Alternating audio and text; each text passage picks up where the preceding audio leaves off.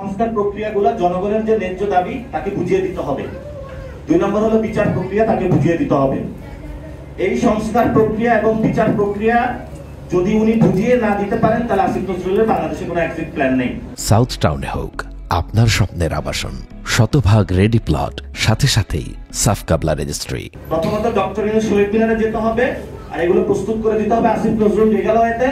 এবং আসিফ নজরুল স্যারকে আমরা যথেষ্ট সম্মান করি। উনি বলেছিল যিনি লড়াই অভ্যুত্থান সবকিছুতে উনি ছিল, কিন্তু ওনাকে সেই আইন মন্ত্রণালয়ে বসানো হয়েছে এই জনগণের এই কাজটা করে দেওয়ার জন্য। ওনাকে এই কাজটা করে দিতে হবে। বাকি যারা উপদেষ্টা পরিষদে রয়েছেন সেখানে যারা কোনো দল ভিত্তিক দলীয় দাস হিসাবে যদি কাজ করে জনগণের এই সংস্কার প্রক্রিয়াটা থমকে দেওয়ার চেষ্টা চালান, তাহলে যেভাবে আপনারা বসেছেন সেভাবে আপনাদেরকে চলে যেতে হবে। তবে এবার এভাবে চলে যেতে পারবেন না, বিচারের কাঠগড়ায় আপনাদেরকে দাঁড় করাতে হবে। কারণ আপনাদেরকে আমরা সম্মানিত করেছি এই জন্যই যে বাংলাদেশের জনগণের যে অধিকার, বাংলাদেশের নতুন বাংলাদেশের যে স্বপ্ন, এই স্বপ্ন বুঝিয়ে দেওয়ার জন্য।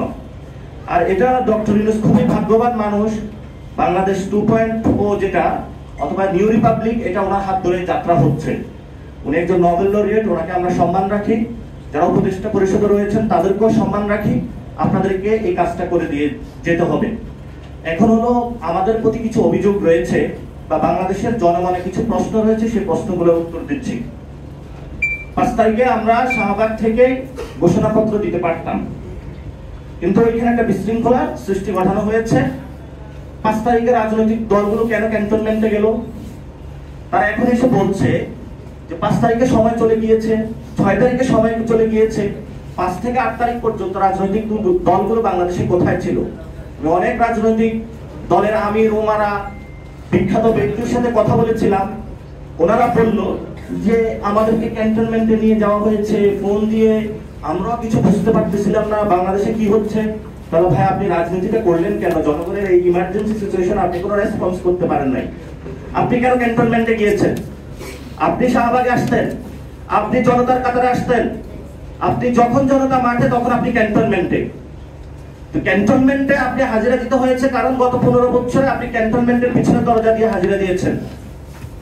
ফলত আপনার ওই দিন বাধ্য হয়ে ক্যান্টনমেন্টে আপনাকে উপস্থিত হতে হয়েছে। কিন্তু আমাদেরকে আহ্বান জানানো হয়েছিল, আমরা ক্যান্টনমেন্টে যাইনি। আমরা জনতার কাতারে ছিলাম। আস্তে আস্তে করে এই বিষয়ে জনমত তৈরি করেছি।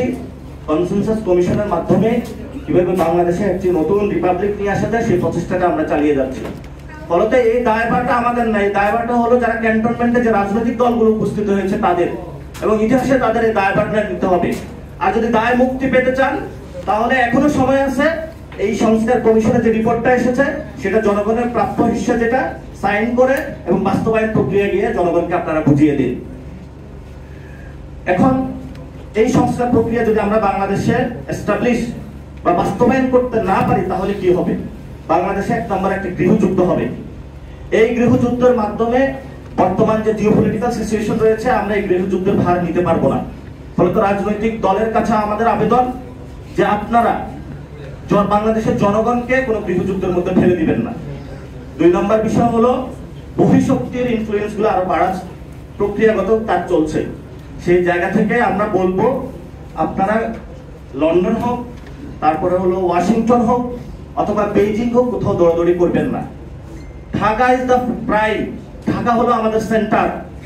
দক্ষিণ এশিয়ার আগামীতে ঢাকাকে সেন্টার বানাতে হবে আমাদের। এই স্বপ্ন নিয়ে আমরা কাজ করছি। ফলত যদি বিদেশে বেশি দৌড়াদৌড়ি করেন তাহলে বাংলাদেশের জনগণের সামনে আসলে জনগণ আপনাদেরকে হয়তো ঝাড়ু মিছিল দিয়ে ঝাড়ু দিয়ে পিটাবে অথবা জুতা পিটা করবে। এই জন্য হলো আপনাদের মান সম্মান রক্ষা করার জন্য, নিজেদের বাচ্চার দিকে তাকিয়ে কথা বলার জন্য বাপ হিসাবে, মা হিসাবে জনগণের পক্ষে আপনাদেরকে দাঁড়াতে হবে। না হলে ভবিষ্যতে আপনাদের বাংলাদেশে কোনো নিস্তার নাই। তাহলে এইসব বড় বড় পার্টি চলে গেলে নতুন নতুন জনগণ থেকে অটোমেটিক পার্টি গড়ে উঠবে। আর এনসিপির যে ভবিষ্যৎ অনেকে চিন্তা করে, আমরা এটা জানি আমরা সরকার গঠন করব ভবিষ্যতে। কারণ আমরা জনগণের মধ্যে থাকবো, জনগণের কথাগুলো বলবো। জনগণ যখন আমাদেরকে আইডেন্টিফাই করতে পারবে, এরাই তো আমাদের পক্ষে কথা বলছে, জনগণ আমাদেরকে ভোট দেবে। কারণ আমরা কখনো পিছনের দরজা দিয়ে ক্যান্টনমেন্টে ঢুকবো না, পিছনের দরজা দিয়ে কোনো বিদেশি এম্বাসিতেও ঢুকবো না। আমরা জনগণের সাথেই থাকবো ইনশাল্লাহ। জনগণের সাথে আমাদের মৃত্যু হবে ইনশাল্লাহ ভবিষ্যতে।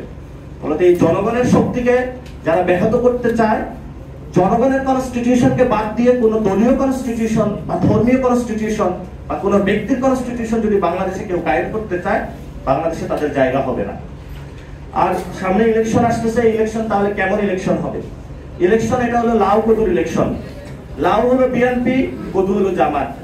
তারা 4 দলীয় জোটে লাউ কদু একসাথেই ছিল, জোলে অম্বলে ছিল।